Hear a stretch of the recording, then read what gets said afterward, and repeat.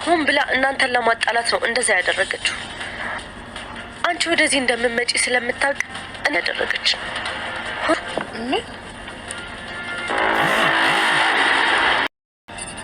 የኔ ሰዎች እናት ቤት ይገባሉ። ደውል ባይሉ ደውል አገር አልፈቅድልምሽ እኮ ዝም በል በቃ። አሁን ምን እያሰብክ እንደሆነ ይገባኛል። ምንም አይሳካልህም። ከዚህ በኋላ ምንም ነገር ለማድረግ እንዳትሞክር እሺ? እውነተኛ ልጇ ናት።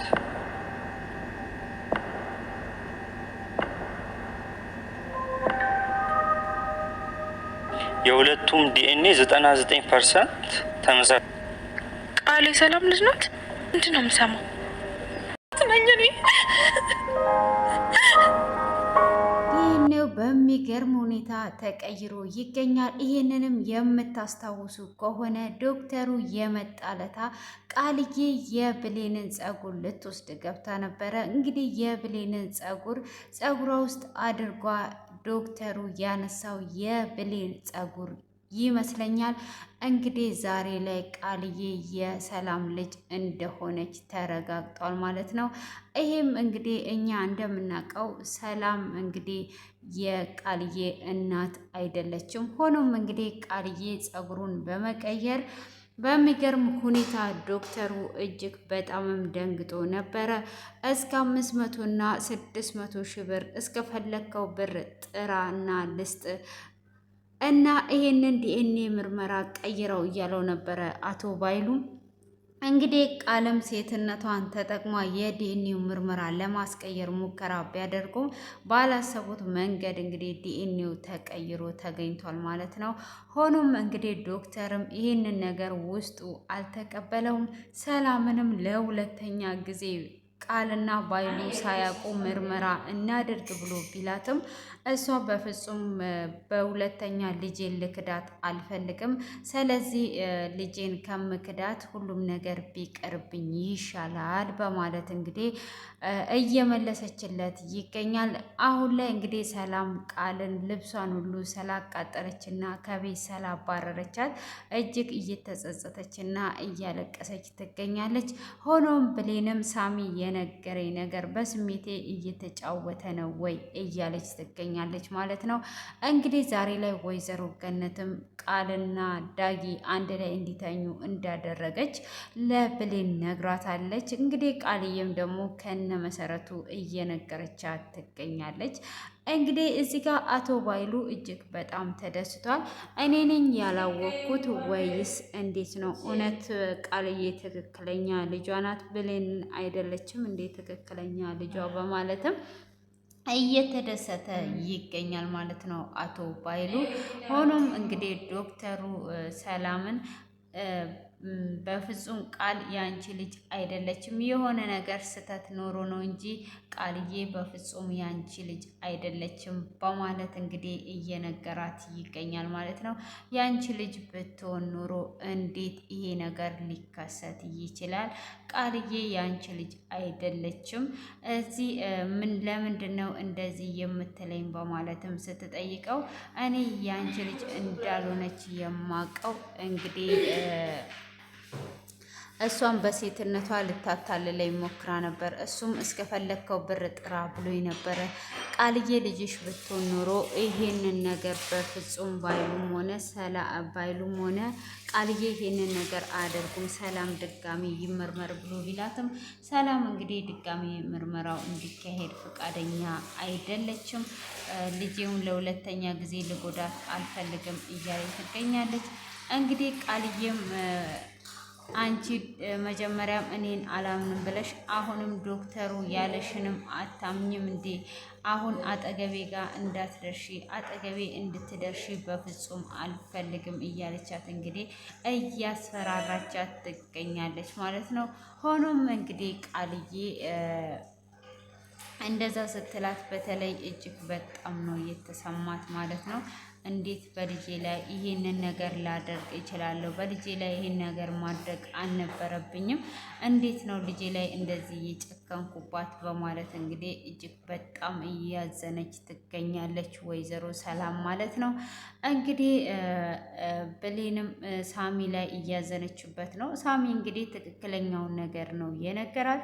እዚህ ጋር የዲኤንኤው ውጤት መቀያየር እንጂ ትክክለኛውን ነገር ነበረ የነገራት። ሆኖም እንግዲህ እሷ ግን ትክክለኛ ነገር አልነገረኝም እያለች እንግዲህ ሳሚ ተጫወተብኝ እያለ ትገኛለች። ሆኖም እንግዲህ ወይዘሮ ገነት ዳጊ ወጥቶ በመቅረቱ ስልኩን በመዝጋቱ እንግዲህ እውነቱን ንገሪ ብሎ ይዟ ሲሄድ እሷ እውነቱን አልናገርም ብላ ስለነበረ ዳጊ እየገባበት ጠፍቷል ማለት ነው። ስለዚህ ለልጄ መጥፎ እናት መሆን የለብኝም በማለት ነው ለብሌን ደውላ ስለ ዳጊ ስታነሳለት ስለ ዳጊ ስም እንዳታነሽብኝ ብላ ትላታለች። እንግዲህ ወይዘሮ ገነትም ታስብና ሁሉንም ነገር ያደረኩት እኔ ነኝ እንጂ ቃል ከሱ ጋር መተኛቷን ራሱ የሚያውቅ ነገር የለውም። ስለዚህ ዳጊን አትብጁ በማለት ለብሌን ትነግራታለች። ብሌን እንግዲህ በአንድ ቀን ሁለት ነገር ነው ያጣችው። ሰላምንም እናቴ ትሆናለች እነግራታለሁ ብላ ጉጉት ብላ እየጠበቀች እያለ እንግዲህ ቃልዬ ልጇ እንደሆነች ተነገራት ማለት ነው። ሆኖም እንግዲህ እዚህ ጋር ገነትም ደግሞ የማይደረግ ነገር አድርጓ ክዳቻለች ማለት ነው። ሁለቱ እንዲለያዩ በማሰብ እንግዲህ እጅግ በጣም ነው ብሌን ዛሬ ላይ የምታሳዝነው ማለት ነው። ሳሚንም እንግዲህ አሁን ላይ ልትጠላው ነው ማለት ነው። ሳሚንም ከዚህም በኋላ አታምነው ማለት ነው። ሆኖም ግን ዶክተሩ እዚህ ጋር ሰላም ቃል ገብቶላታል። እኔ የምልሽ ነገር በፍጹም ቃልዬ ልጅሽ አይደለችም። እንዴት ሆኖ እንደተቀየረ ባላቅም ሆኖም ነገር ተቀይሮ ነው እንጂ በፍጹም አይደለችም። አንተም እኮ እንደማይቀየር መስክረሃል። ይሄ ተዘግቶ እንደሚመጣ ሁሉንም ነገር ተናግረሃል። ስለዚህ በፍጹም ይሄ ነገር አይቀየርም። ልጄንም ልክዳት አልፈልግም ብትለውም አይ ይሄ ነገር ተቀይሯል እያላት ይገኛል ማለት ነው። እውነቱን ነው ደግሞ ተቀይሮ ነው ያለው። ባይቀየር ኖሮ ይሄ ነገር ሊከሰት አይችልም። ስለዚህ እጅግ በጣም ነው የሚያሳዝነው ማለት ነው። በጣም ከባድ ሁኔታ ውስጥ ነው ያለችው ሰላም። ግን ዶክተሩ መቼም ቢሆን መቼም እውነተኛ ልጅሽን ይዤልሽ እመጣለሁ፣ ውሸተኛዋንም ቃልን ከህይወትሽ አስወጣለሁ እያላት ይገኛል። እንግዲህ ቃል አሁን ላይ ያዙ ይልቀቁኝ ልትል ትገኛለች ማለት ነው። እንግዲህ ነግሬሽ ነበር እያለች ነው። አቶ ባይሉ ግን ግራ ገብቶታል። እኔ ግን እንደሚመስለኝ እንደነገርኳችሁ የዛን ቀን የራሷን የብሌን ጸጉሯ ውስጥ ነበረ ማለት ነው ብዬ ነው የማስበው። እናንተም ደግሞ ኮሜንት ላይ ግምታችሁን አስቀምጡ። እንግዲህ ባይሉ እንዳያችሁት ድምጡን እንኳን ቀይሮ ለዶክተሩ ደውሎ ወደ ውጭ አስወጥቶ እስከ ማስፈራራት እናትህን እገልብሃለሁ፣ የኔ ሰዎች እምቢ ካልክ አሁኑኑ እናት ቤት ሄደው ይገሏታል ሲል ዶክተሩም እንግዲህ ይህንን ስለሚያውቅ እናትየውን ከዛ አውጥቶታል። እኔ ማን እንደሆንኩ ስላላወቀኝ ነው የምታስፈራራኝ፣ እኔ በምንም ፈርቼ የሰውን ሀቅም በላ አይደለውም እያለው ነበረ። ሆኖም እንግዲህ ባይሉ እዚህ ጋር ተደናብሮ ይገኛል። የሚፈልገው ቃል ነው። ቃል እንግዲህ የማይገላትና የማያስወግዳት ለዚህ ነው እንግዲህ አሁን ላይ ቃል ደግሞ እንደምትኮራበት እርግጠኛ ነን ማለት ነው። እንዴት እንደሆነና እንደተቀየረ ማየት የምትፈልጉ የጓጓችሁ እንግዲህ በቀጣይ ይናገራሉ ብዬ አስባለሁ። እንግዲህ ብሌን በጣም ነው የምታሳዝነው። እናቴን አገኘዋት ብላ እንክብካቤ በጀመረች ሰዓት እንግዲህ ዛሬ ላይ ከእናቷ አጠገብ ሆና እናቷ እንዳልሆነች ስታቅ እጅግ ነው የሚያሳዝነው ማለት ነው።